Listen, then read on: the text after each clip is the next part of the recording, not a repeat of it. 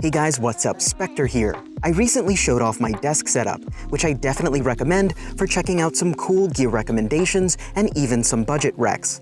But I'm already changing it up with a new addition, the Massdrop Alt mechanical keyboard. And here are some of my thoughts.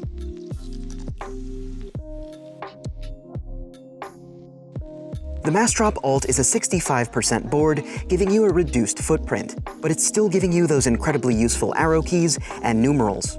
It's constructed from aluminum and feels incredibly solid and premium, with a somewhat muted and timeless design, at least when you have the RGB off. But with those LEDs, you'll be able to cycle through the full color spectrum and achieve that glowy aesthetic that gamers go for, with double-shot PBT shine-through keycaps and side rails that flank the entire board.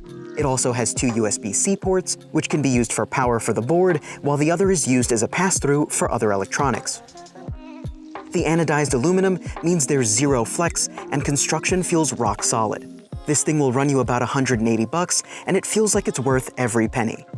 That money will also get you a highly customizable experience by the way of QMK Configurator.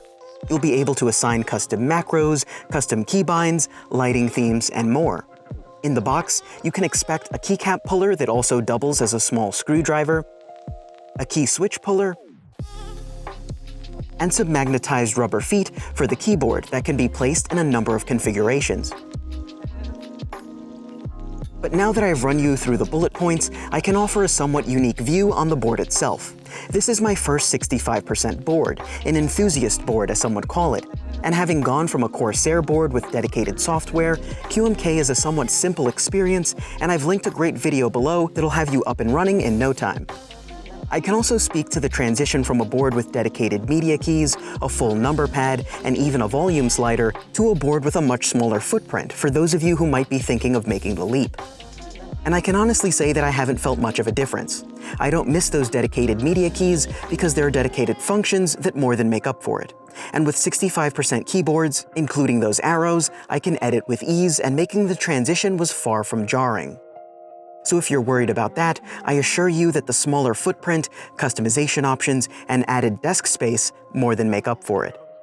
Another marquee feature of the board are the hot swappable key switches, allowing you to remove the entire switch for another one that you prefer. I'm using Halo Trues, and having switched from Cherry MX Reds, I'm pretty happy, but I'm also not too picky when it comes to switches. For those of you who are curious though, this is how they sound.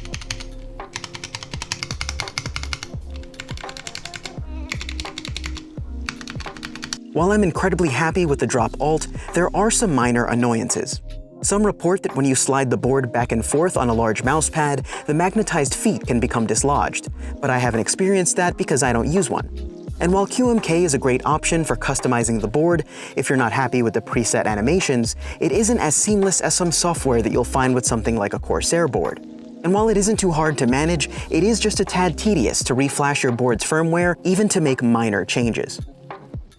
Overall, however, the Drop Alt is an incredible 65% board, and as a newcomer to the enthusiast board space, I'm more than happy with my choice to make the switch. If you're unsure about making the jump to a smaller board, I assure you, you can't go wrong with this pickup. Its versatility will leave you the option to customize the board for years to come, and it's coupled with a durable design that's meant to last, and I highly recommend it.